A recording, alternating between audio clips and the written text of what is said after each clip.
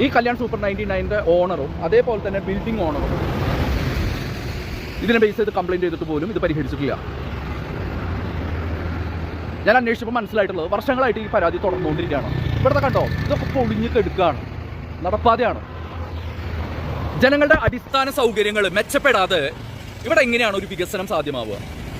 ജനങ്ങളുടെ അടിസ്ഥാന സൗകര്യങ്ങൾ കറക്റ്റായിട്ട് മെയിൻറ്റെയിൻ ചെയ്യാത്തോടത്തോളം